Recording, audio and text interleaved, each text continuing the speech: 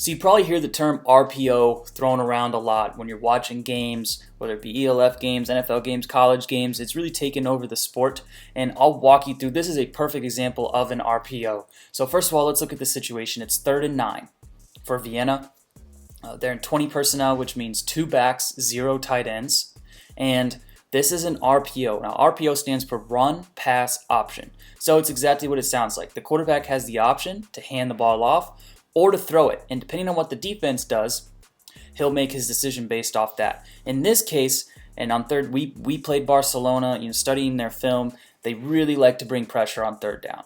And this right here is a cover 0 look. You'll see here there's no high safeties, and maybe you can say there's one, Nico Lester here, but he's walking down, and it looks to me like they're playing man across the board. Everyone's low and in the box.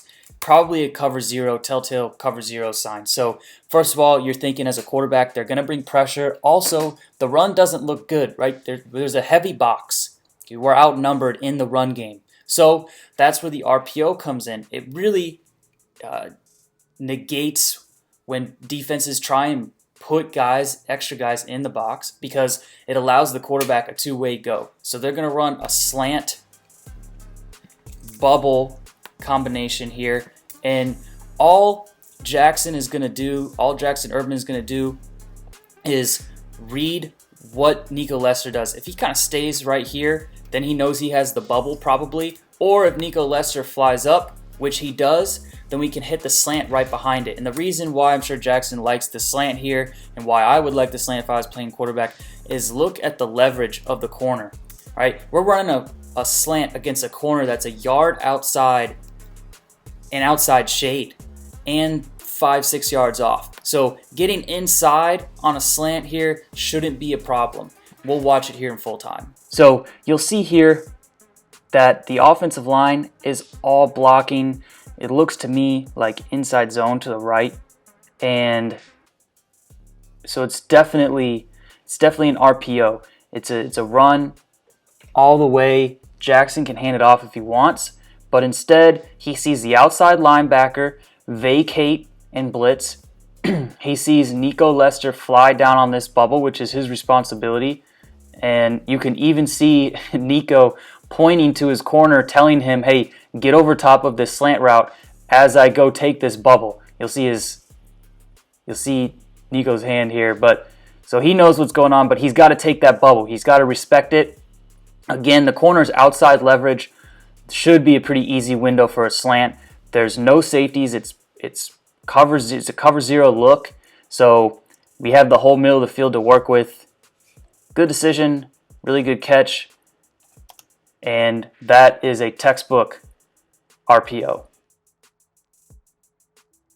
Now it's an RPO themed week this week, and we'll jump over to the Frankfurt Galaxy Trio Raiders game.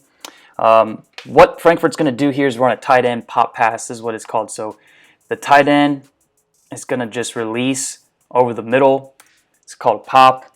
And they're running inside zone again to the left. So Frankfurt has called a run on this play. Now Jake Sullivan already knows that this end man on the line of scrimmage is probably blitzing. And if he blitzes, the only guy that they have to beat is him. Now he's outside leverage of this tight end by 3 yards.